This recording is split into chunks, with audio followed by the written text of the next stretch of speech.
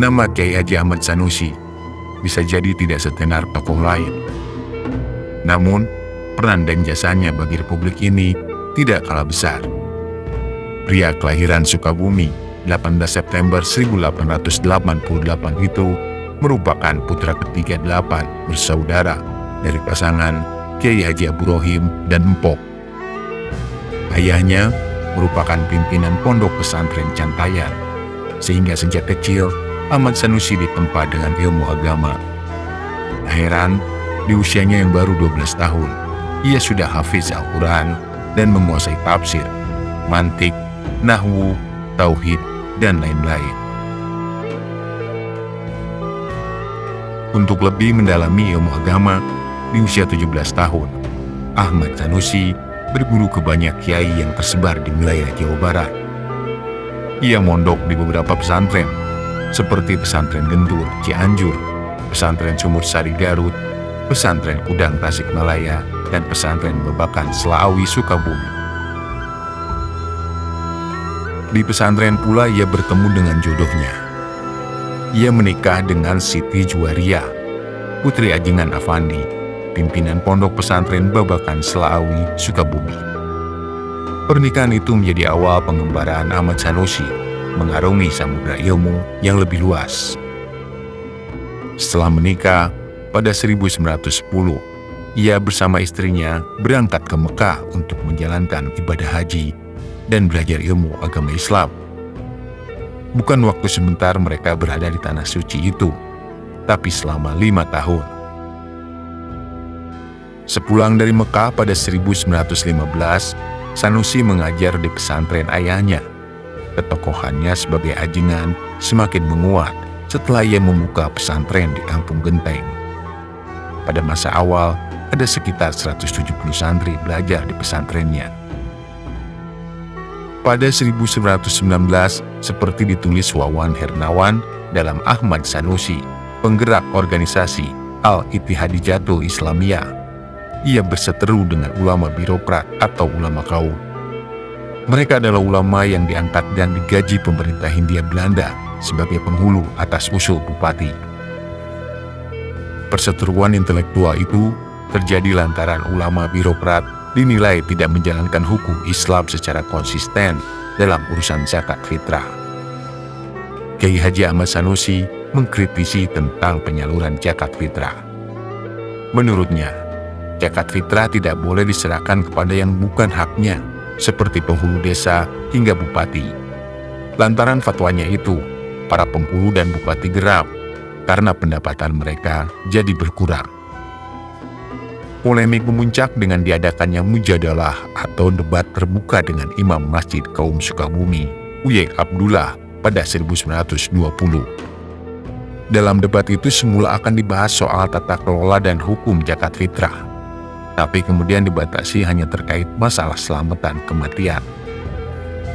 Terkait hal itu, Kiai Haji Ahmad Sanusi menegaskan kalau selamatan untuk orang yang sudah meninggal hukumnya haram. Fatwanya itu didasarkan pada kitab Fat Al-Mu'in dan Lanat Al-Tolibin. Kiai Haji Ahmad Sanusi pun membuat fatwa penghapusan doa bagi bupati dan para pejabat yang diangkat pemerintah Hindia Belanda dalam teks khutbah Jumat. Fatwa itu dibuat Kiai Sanusi karena ia menilai mereka bukan pemimpin kaum muslimin. Lantaran dinilai membahayakan ketenangan dan ketertiban umum di wilayah Priangan Barat, pada 1926 ia ditangkap pemerintah Hindia Belanda hingga diasingkan ke Kampung Bali, Tanah Abang, Batavia. Kendati sedang ditahan, pengaruh Kiai Sanusi tidak lantas memudar. Simpati dan dukungan masyarakat tak terbendung. Selama berada di Batavia, ia dikunjungi puluhan ribu orang yang berasal dari berbagai daerah. Ada banyak dinamika sosial keagamaan yang terjadi di Sukabumi selama Kiai Sanusi ditahan di Batavia. Salah satunya pembentukan organisasi Al-Ittihadiyatul Islamiyah pada November 1931. Kiai Sanusi dipercaya menjadi ketua umumnya. Organisasi tersebut memfokuskan kegiatan pada pengajian dan mendorong para kiai untuk mendirikan madrasah-madrasah. Kendati Al-Ittihadiyatul Islamiyah bergerak di bidang keagamaan, tetapi tidak lantas melupakan kondisi bangsa yang dibelenggu kolonial. Tak heran, dalam waktu singkat, organisasi tersebut menjelma menjadi salah satu perkumpulan paling militan di wilayah Keresidenan Sukabumi dan Bogor.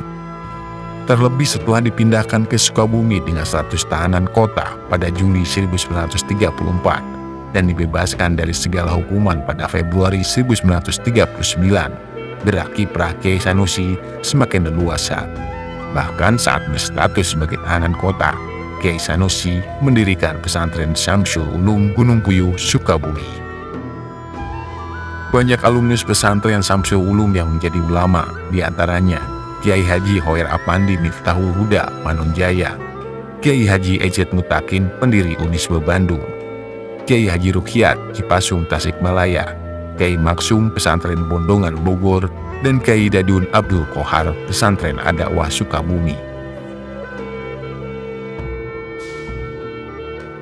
Semangat juang Kiai Sanusi dalam melepaskan bangsa Indonesia dari ketertindasan fisik dan intelektual kian mengkristal.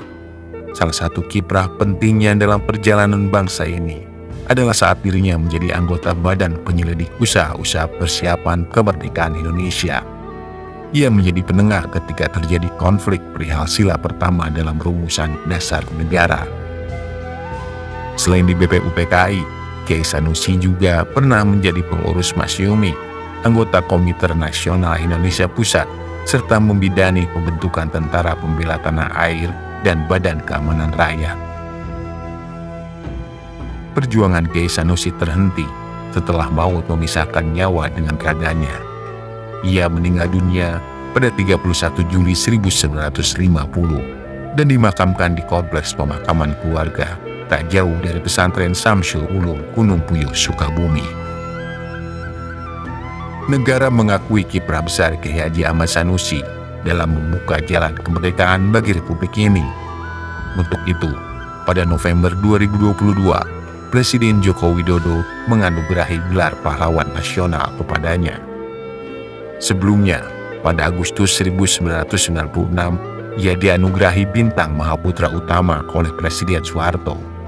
Dan di era Presiden Susilo Bambang Yudhoyono, pada 2006, ia diberi penghargaan bintang Mahaputra Adi Pradana.